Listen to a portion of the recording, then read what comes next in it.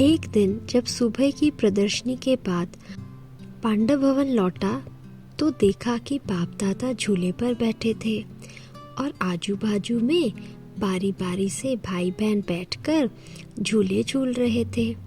बाबा सभी को हंस हंस कर बुला रहे थे। आखिर मेरी भी बारी आई। एक बाजू में निर्वैर बैठे, दूसरी बाजू में हम बैठे, लेकिन झूला झूलते समय बाबा बिल्कुल ही खामोश थे, उपराम अवस्था में थे। हमारी बारी पूरी हुई, हम उतर गए, लेकिन सारा दिन हमने खामोशी में बिताया। दूसरे दिन सुबह ही बाबा के कमरे में गए और बाबा को उसका राज पूछा तो बाबा ने कहा, लाडले बच्चे, इसमें राज यही है कि स्थूल झूला तो ऊपर जाता है, बीच में आकर पीछे जाता है।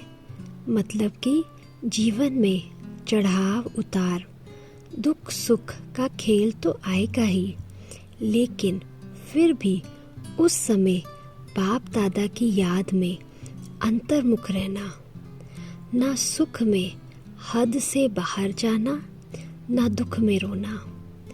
अंतर्मुख होकर बाबा की याद में सदा मस्त रहना, अति इंद्रिय सुख में झूलना।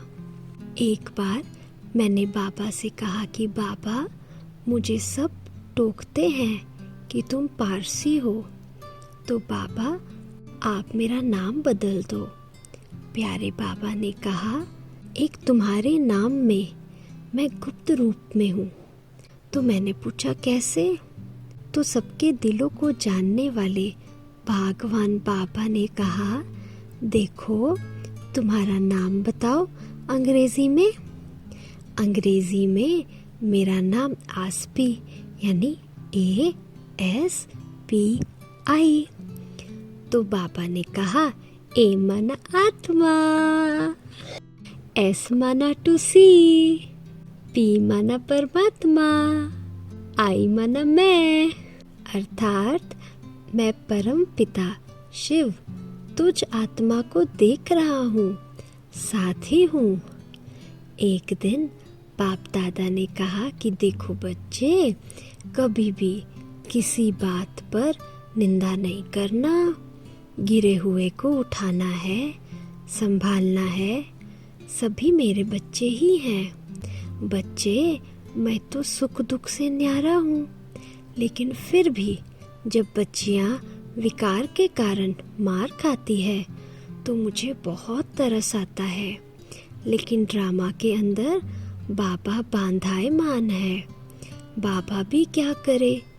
अगर उस समय बाबा की याद रहे तो अपने आप को बचा सकते हैं। सबसे बड़ा अद्भुत पाठ साकार बाबा में ये देखा कि बाबा सब कुछ जानते हुए भी अनजान रहते।